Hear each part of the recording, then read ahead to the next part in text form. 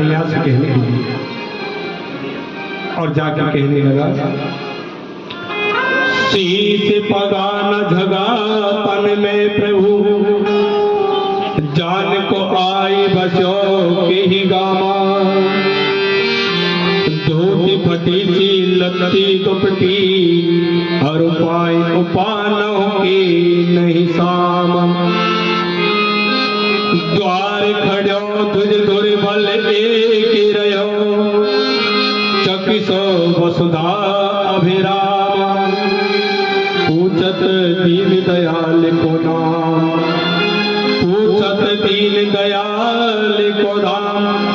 बतावत आपनो नाम सुदामा, बतावत आपनो नाम सुदामा।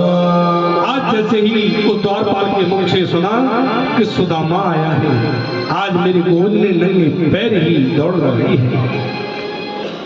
आज अपनी चरण पादुकाओं को छोड़ दिया, मुकुट को छोड़ दिया, आज अब दौड़ लगाने लगी। कहीं पर पीताम्बरी गिरी, कभी किसी से टक्कर हो जाती है, सुध बुध खो दी। उधर सुदामा ने देखा बहुत देर हो गई, अब तक आए नहीं, बुलावा नहीं भेजा। सुदामा जाने लगा, सब हंस पड़े।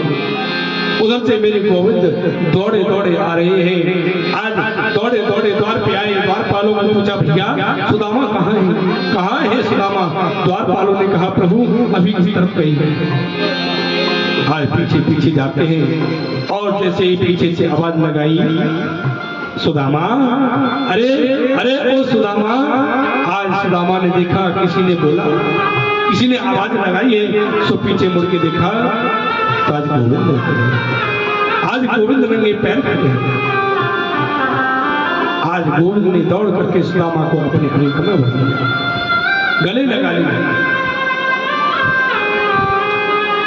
आज सुदामा को अपने साथ ले गई महलों में और जाकर के जहां गोविंद विराजते हैं वहां जाकर के सुदामा को बिठाया है। आज वहां सुदामा को बैठा करके जल मंगाया। रुक्मिणी से कहा कि देवी जल लेके आओ। आज मेरे गोविंद ने सुदामा के पैरों को देखा।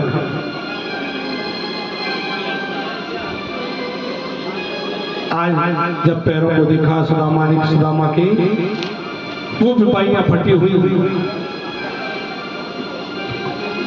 वो पैरों से रक्त निकलता हुआ, वो कांटे निकलते हुए, जब प्रभु ने कांटे निकाले तो सुदामा की करहाना देख करके मेरे गोविंद की आंखों में आंसू आ गए। अरे सुदामा, उठे राम सुनी प्रेम अधीरा, कहूँ पट कहूँ निसंग तनो धीरा।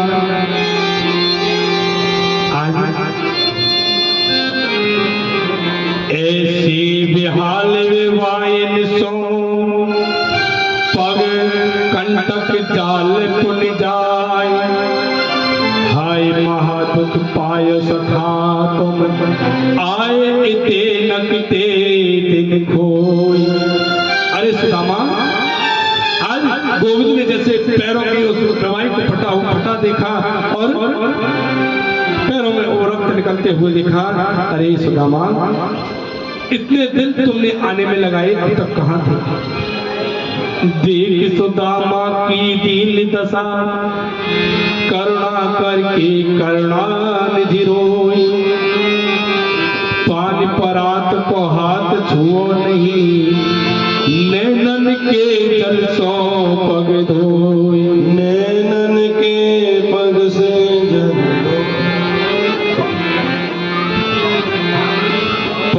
परात को हाथ छुओ नहीं, नैनन के जल सो पग धोए।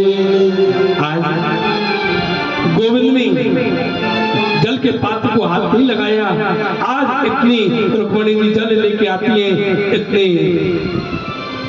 मेरे गोविंद रोई कि अपने अस्त्रों से ही सुदामा के पैरों को धो दिया।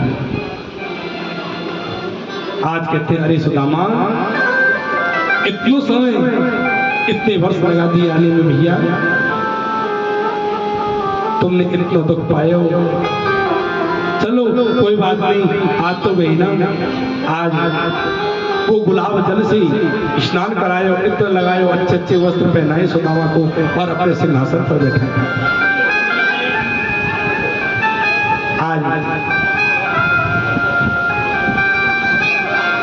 सुदामा को अपने कक्ष में ले गई, वहां जाके बातें करने लगी। भैया हमने बचपन में गुरुकुल में ये किया वो किया। अच्छा भैया एक बात बता, तेरा अभी ब्याह भयो कि ना भयो? हाँ भैया ब्याह तो है, एक पत्नी है, 4 बच्चे। अच्छा भैया भैया एक बात बता, तैने ब्याह कर लिया? हाँ भैया कर लिया। ये खड़ी है ना, ये सब अब तो कोई आ रहा है, ब्राह्मण दे प्रणाम, मैं रुक्मिणी, ब्राह्मण दे प्रणाम, मैं जामवंती प्रणाम, मैं संचवती, सत्यभामा प्रणाम, मैं मित्रवृंदा प्रणाम। आज थक गए, कहने लगे गोविंद एक बात बताऊं कन्हैया? हाँ बता। एक काम कर, कितनी पत्नी है? भैया पत्नी तो 16,108 है। हाँ तो यार एक काम कर भैया, सबके बट को आशीर्वाद में तू ही को दे दूं, तू सबका आशीर्वाद दे दिए। आज कन्हैया कोई सुदामा ने आशीर्वाद दिए। तो कहने लगे भैया इतने दिन में आए हो तो भाभी ने कहा हमारे नहीं यहाँ भेजो को ना भेजो? संकोच में पड़ गए, अब कैसे दूं? इतना ठाट बाट, इतना राजसी, तो इसको ये फटा हुआ कपड़ा कैसे दूं, कि तंदुर कैसे दूं? अब तो उसको छुपा में, लेकिन कन्हैया ने उसको छीन लिया। आज आगे चना गुरुमात दिए तुम सोलए चावे हमें नहीं दीनी। जब गुरु माता ने चना दिए तो सुदामा जी ने स्वयं सारे चना खाए, इसलिए वो गरीबी आज सुदामा को मिली। क्यों? गोविंद के हिस्से के चना भी सुदामा पा गए। चोर की बान अजौना तजी, कन्हैया कह रहे हैं, छुपा रहे हैं ना पुतली को, तो कन्हैया कह रहे हैं चोर की बान अजौन तजी, वो चोरी कर वो आज भी ना छोड़ो, आज भी छुपा रहे हो। तुम चोर की बान में ओज प्रवीण, तुम चोरी करने में बड़े प्रसन्न हो, लाओ दो, ऐसा कहकर के छीन लिया। आज कन्हैया ने पहले मुट्ठी चावल खाई तो संसार का ऐश्वर्य सुदामा को दिया। सुदामा पहली मुट्ठी में मैं तुझे संसार का ऐश्वर्य प्रदान करता हूँ। दूसरी मुट्ठी चावल खाई तो दूसरी मुट्ठी चावल में स्वर्ग की संपदा सुदामा को दी गई। और जब तीसरी, अच्छा कितनी मुट्ठी चावल होती है? गोविंद ने क्या मुट्ठी चावल खाई? इतनी कथा होती है, इतनी भागवत होती है, बार बार सुनते हो फिर भी चुप हो। हाँ कहीं व्यास जी कुछ पूछ ना बैठे, अगर पूछ लिया महाराज जी तो बताएं कैसे हैं? कितनी मुट्ठी चावल खाए थे? अरे 2 मुट्ठी चावल खाए थे, तीसरी का तो उल्लेख ही नहीं भागवत में। कह ही देते कि तीसरी मुट्ठी चावल लिया, तीसरी मुट्ठी चावल तो लिया ही नहीं हाथों में। भागवत के 10वें स्कंद के 80वें अध्याय में लिखा है, खोल के पढ़ लेना 80वें अध्याय को, 80 से लेकर के और 82 अध्याय तक पढ़ लो खोल के। लिखा तो संस्कृत में, लेकिन लिखा है स्पष्ट कि 2 मुट्ठी चावल तो गोविंद ने अपने हाथ में लिए, तीसरी मुट्ठी चावल तो उठाई नहीं। तीसरी मुट्ठी चावल उठाने से पहले रुक्मिणी जी ने ली, ये लिखा है। कहते कि तीसरी मुट्ठी जब खाने को हुए तो हाथ पकड़ लिया, तीसरी मुट्ठी चावल तो गोविंद ने हाथ दिए ही नहीं। मुट्ठी में चावल आने से पहले ही रुक्मिणी ने ले लिए कि प्रभु यदि आप सारा कुछ क्यों अब की बार और तीसरी मुट्ठी ले लेते ना, तो जहां स्वयं गोविंद रहते ना बैकुंठ में, वो भी सुदामा को दे देते। इतनी करुणा दिखाने लगे, करुणा नदी। तो रुक्मिणी ने कहा प्रभु यदि अपना बैकुंठ भी सुदामा को दे दोगे तो आप कहाँ रहोगे?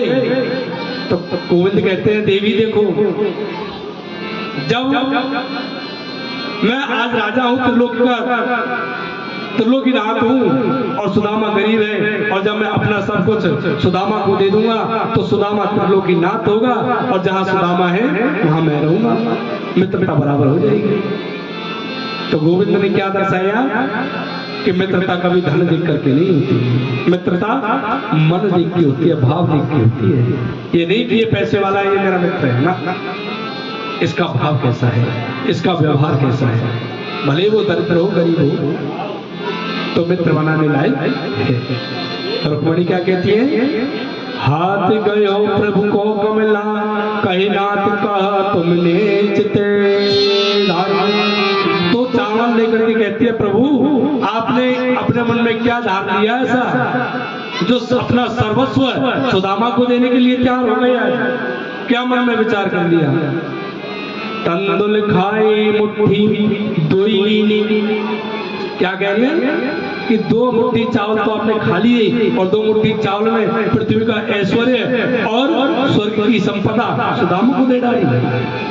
अब क्या विचार है आगे का, क्यों यह दीन दे द्वै लोक विहारी, 2 लोकों का मालिक तो तुमने बना दिया इसको। और तीसरा लोक कौन सा है, लोक खाई मुट्ठी तीसरी अवनाथ कहा निज वास की आस विचारी। प्रभु अब की बार तीसरी मुट्ठी खा करके क्या विचार है, जो आपका निवास स्थान वैकुंठ है वो भी देने का विचार है क्या। 2 लोग का स्वामी तो सुदामा को बना दिया तुमने। रंग ही आप समान कियो, जो रंग है जो गरीब है, रंग को आप समान कियो, उस गरीब को भी अपने बराबर कर लिया। प्रभु चाहत आप हो ने भिखारी, प्रभु अब तुम भिखारी बनना चाहते हो, इतनी करुणा दिखा रहे, अब इतनी करुणा दिखा रहे हो। आज तक तो सुदामा के ख्याल भी नहीं आया, और आज सुदामा आ गया तो बिन मांगे कितना दे रहे हो कि स्वयं भिखारी बनना चाहते हो, अपना सर्वस्व दे देना चाहते हो सुदामा को। तो गोविंद कहते हैं, क्यों रस में विश्वाम कियो। देखो क्या कहते हैं गोविंद, अरे रुक्मणी हम दोनों मित्र मिल रहे हैं, इस प्रेम रस में क्यों तुम विष का काम कर रही हो। रुक्मणी से कह रहे हैं कन्हैया, क्यों रस में विष को वाम कियो, अवने खान दियो एवं फंका। तो क्या कहते हैं, क्यों इसका काम किया, अब की बार तीसरी मुट्ठी और चावल को नहीं खाने दिए तुमने। विप्रही देत तृतीय के लोक करी तुमने अपने मन में शंका। कहते हैं आप क्या समझते हो मैं विप्र को तीसरा लोक नहीं दूंगा, मैं तीसरा लोक भी दे दूंगा। ये तुम्हारे मन में शंका है कि तुमने मुझे रोक लिया, मैं फिर नहीं दूंगा, मैं दूंगा आप रोको। ये तुम्हारे मन की शंका है बस। भामनी मोहिजिए भाई भली विधि को, नारयो जग में नरवंका। लोग कहे हरि मित्र दुखी, हम सोने सयो यह जाते कलंका। संसार कहेगा कि हरि का मित्र है सुदामा। ये कौन है, द्वारकाधीश का मित्र सुदामा, और फिर भी देखो कैसा गरीब है। क्या अच्छा लगेगा? नहीं देवी, आज सुदामा को मैं अपने जैसा कर लूंगा, जैसा मैं हूं ऐसा मेरा सुदामा रहेगा।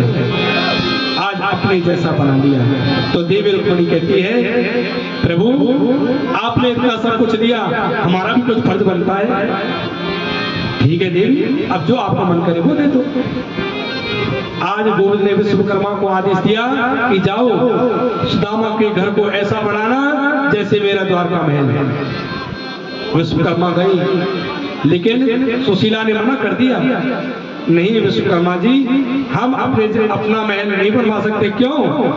क्योंकि इस नगरी से हमने मांग मांग के खाया है, इस नगरी ने हमको खिलाया है, तो आज हम क्यों अपना महल बनवाएं? पहले नगरी की महल बनाई जाएंगी, तब बाद में हमारा बनेगा।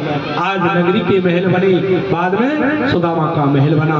और देवी रुक्मिणी आई, चिर यौवना का वरदान सुशीला को देके गई कि वृद्धावस्था कभी नहीं आएगी। आज अपार धन दिया है। आज कई दिन हो गए सुनिए, सुदामा ने कहा अच्छा भैया कृष्ण अब इजाजत दो, अब हम चलते हैं, बहुत दिन हो गए, देखो जाना है, ब्राह्मणी अकेली है, बच्चे अकेले हैं, जाके देखिए। आज सुदामा जी को विदा किया, गई। जब अपनी नगरी पहुंचे तो जहां छोटी सी कुटिया थी, आज वो बड़े बड़े महल खड़े। कहने लगे अरे भैया ये तो यहाँ तो हमारी कुटिया थी, ये महल कहाँ से आ गया? तो एक को पूछा भैया ये महल किसका है? तो द्वारपाल बोला सुदामा का। यहाँ के राजा सुदामा। अरे ये सुदामा राजा कौन आ गया?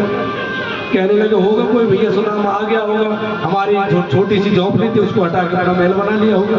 अच्छा भैया तुम्हारे राजा कहाँ हैं? वो अपनी मित्र द्वारकाधीश से मिलने गए हैं। तो मन में आया द्वारकाधीश से तो मिलने में गया था।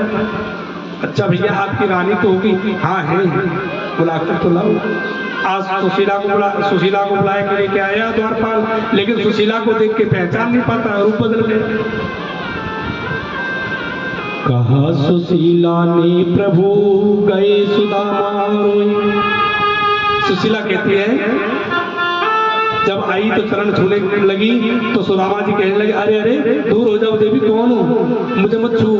अरे स्वामी मैं आपकी दासी चरणों की सेविका सुशीला हूँ। देवी तुम? हाँ प्रभु, जब आप चले गए थे ना पीछे से देव शिल्पी विश्वकर्मा आए, उन्होंने देखो काया पलट पड़ी, देवी लक्ष्मी आई, चिरयोगा का वरदान प्रदान किया। आज गोविंद ने अपने मित्र पर कृपा की तो आज सुदामा कहने लगे देवी आपको ये महल है तो महल है, धन दौलत ऐश्वर्य चाहिए था सो गोविंद ने दे दिया, मुझे अब भी ये नहीं चाहिए, मुझे अब भी मेरे करीब चाहिए। मैं वहीं भजन जाके करूंगा जहाँ करता था, वो छोटा सा मंदिर है। जाने लगी तो पीछे से आवाज आई अरे सुदामा कहाँ जा रहे हैं? पीछे मुड़ के देखा तो द्वारकाधीश खड़े थे। आज द्वारकाधीश के दर्शन दिए। सुदामा जितना कष्ट तुम्हें पाना था पा लिया, अब राज्य तो इतने करुणा निधान है परीक्षित, वो इतने करुणा वत्सल है, भक्त वत्सल है कि वो करुणा करते रहते हैं। सुखदेव स्वामी कहते हैं राजन समय का तो अभाव है थोड़ा और कथा बहुत है, मन करता है कि कथा करते ही जाओ लेकिन समय कम है। अभी आप लोग आए हो, प्रसाद भी आप ग्रहण करोगे, नहीं तो कहोगे महाराज जी भूखा मार दिया आज तक, है ना? खा के आए हो नहीं आए हो? भोजन करके आए नहीं आए हो?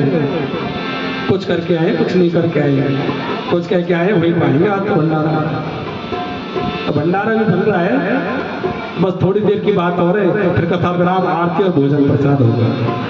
दिल तेरा दीवाना बता क्या करे, वो दिल तेरा दीवाना बता क्या करे, सबरे तुमको पाना के जी